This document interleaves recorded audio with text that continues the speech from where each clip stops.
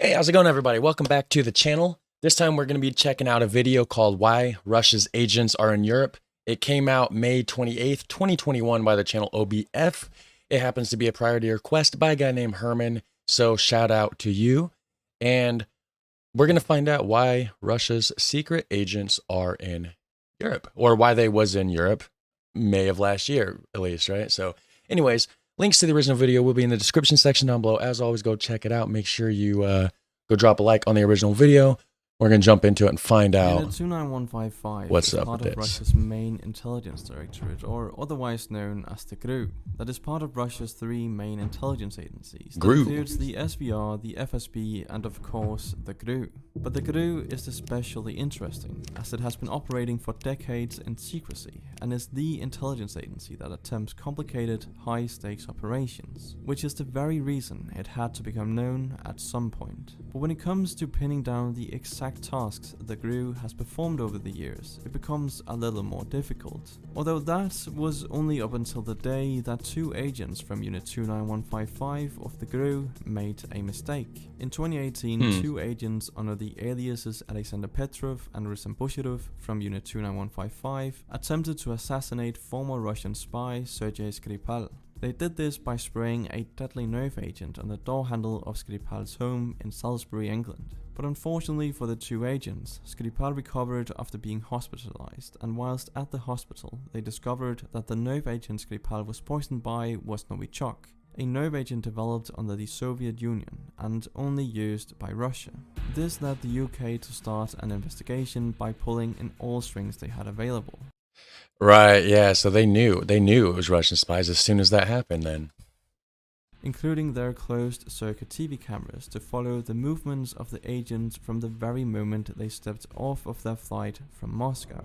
So, 6 months after the incident, British prosecutors had gathered enough evidence to identify the two men as agents of the GRU and to charge them with attempted murder. The government has concluded that it is highly likely that Russia was responsible for the act against Sergei and Yulia Skripal.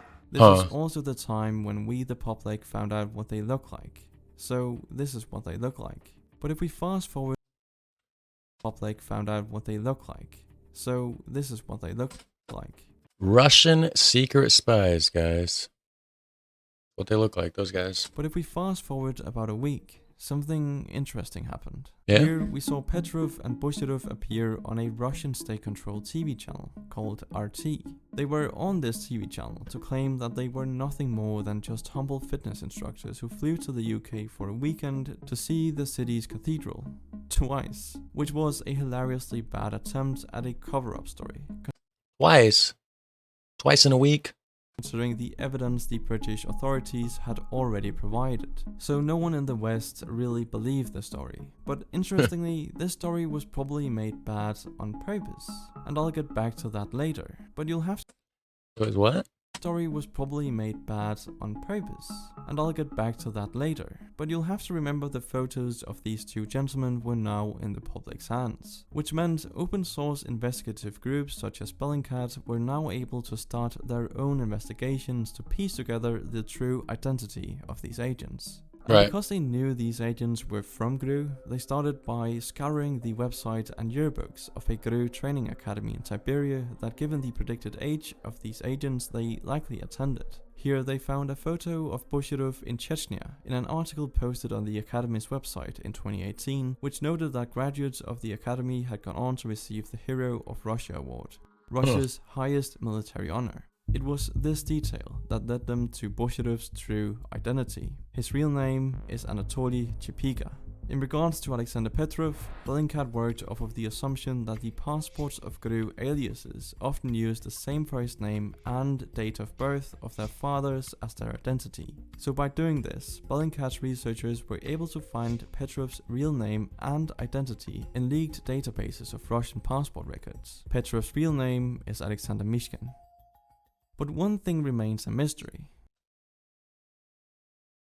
These two men are supposed to be highly trained Russian agents who somehow failed their mission to kill a former Russian spy. It's because the doctors recovered him though, so maybe he didn't touch the door handle enough or something. and in the process unintentionally reveal their true identities. I mean, you wouldn't really expect such sloppiness from two highly trained secret agents, and considering they used Novichok, something that is easily traceable and is only used by Russia, this incident led a number of experts to believe it was meant to be traced back to Russia, as it's likely they wanted to send a signal to other Russian spies that this is what happens to defectors. Okay, I could see that. I could definitely see So I that. guess that partially explains the sloppiness of this job, but it seems odd that the true identity of these agents was meant to be revealed in the process as well. And I say that because recent discoveries suggest that these two have been involved in a lot more incidents than just this one over the past few years. The main one being a mysterious explosion that happened in an arms depot 7 years ago on October the 16th, 2014 in the Czech Republic, that was apparently owned by the Bulgarian arms dealer Emilian Gebrev, who is suspected to have sold arms to the Ukrainian army during the Russian annexation of Crimea. So it makes sense why Russia wanted to get rid of his arms.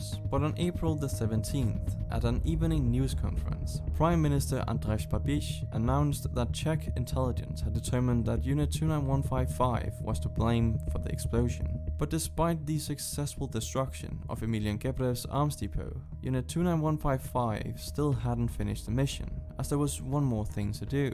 Although this time, it wouldn't be Chapiga or Mishkin who would do the mission. Instead, it would be 3 other alleged members of Unit 29155 who in April the following year got dispatched to the capital of Bulgaria to poison Emilian Gebrev. Their name... And so these Russian spies they're just probably all over the place doing all sorts of stuff, especially right now. Like they're trying to lead up.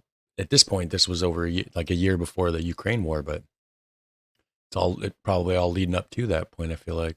Names are Denis Zagiv, Sergei Lutinkov, and Yegor Gordinko, but despite them successfully poisoning Emilian Gebrev with Novichok, he survived, which might lead you to believe that these 3 agents might be inexperienced. But they weren't. One of the agents is even believed to be a high-ranking member of Unit 29155.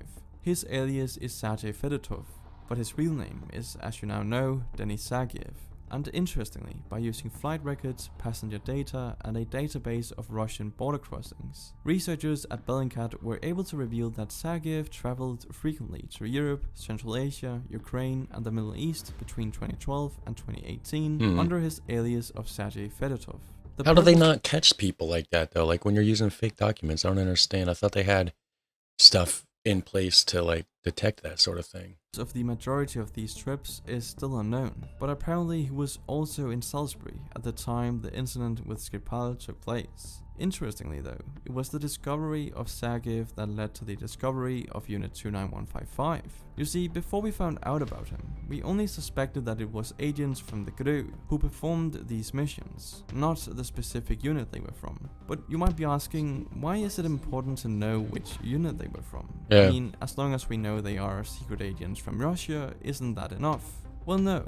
You see, the reason we had to figure out what unit they were from specifically was that that information would help us link these agents to other previously unsolved incidents, like the multiple explosions of arms depots in Bulgaria. So what is the purpose of Unit 29155?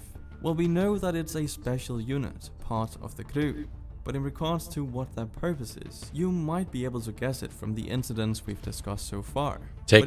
Taking care of people that they don't want out there, ex-spies and people that went against them. The unit is focused mainly on liquidations, foreign assassinations, and the destabilization of European nations, which as a European citizen myself, I would have to say is pretty concerning, because all of this suggests that Russia has secret agents placed all over Europe, ready to take action at a moment's notice.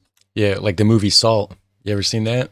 If not, go check it out. It's good. Which I guess isn't that unusual for powerful nations to have, but I still can't figure out why we the public are now aware of this. Was it really just a series of unfortunate mistakes that led to the discovery of these agents and Unit 29155? Or was it a carefully orchestrated way of letting us know Russia is right on our doorstep at all times? It could go either way, though. I definitely could see them doing it on purpose, though, as a warning. I could see that. I'm personally leaning more towards the latter option, but I'm still conflicted, and obviously Putin denies that any of this has even taken place. So what do you think? Let me know in the comments down below, and while you're down there, you should probably consider subscribing.